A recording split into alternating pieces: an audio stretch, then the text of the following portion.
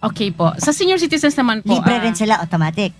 yun po. Noon pong November 5, 2014, ibinatas po yung ating RA 10645, mandatory coverage of all senior citizens na magkaroon po sila ng full coverage of PhilHealth. Opo. And nag-effect naman po ito kay PhilHealth noong January 8, 2015 na lahat ng senior citizens ay kailangan covered na po ng PhilHealth. So, ibig sabihin po, yung ating mga senior citizens hindi na kailangan ideklara as dependent ng kanilang mga anak. Okay, so paano kung may nagtatrabahong senior citizen? Opo. Okay lang po yun, Kong. Dahil hindi naman po sila formally employed, sila po ay categorized as indirect contributor. Ano po? So, Hindi, subsidized paano din po kung sila. formal employed sila, tapos may employer-employee contribution na Ayun. senior citizen. Sa batas po, kung ang isang member, kahit po siya ay 60 years old and above na, kung siya po ay formally employed pa rin, tuloy-tuloy pa rin po ang kaltas. Nasa batas din po yan ng RA So, hindi pa rin 1123. siya sagot ng PhilHealth. yung Hindi employee pa rin pero po. nasa batas, dapat sagot ng PhilHealth. Kung siya po ay senior citizen na hindi po employed.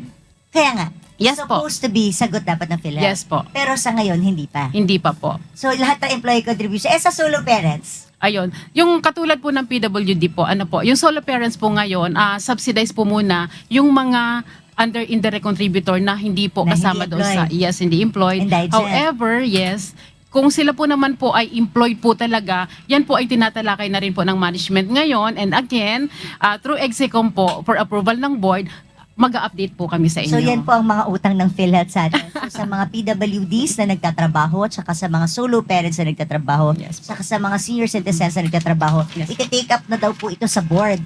So, abangan po natin yan. Hintayin po natin kasi supposed to be yung employee contribution nyo should be covered by PhilHealth as well. Yes. Kasi ito ang nakaisilalim sa kanya-kanyang batas ng senior citizen, Tama po. batas ng solo parents, at saka sa batas ng PWD. So, PhilHealth, Mr. Mercado, sa board ng PhilHealth, please, I hope you can discuss this para naman matagal na po itong hinihintay. We passed this law, so I hope we can implement and may kanya-kanyang IRR naman na ito. Tama po. So I look forward to that, ma'am, ha?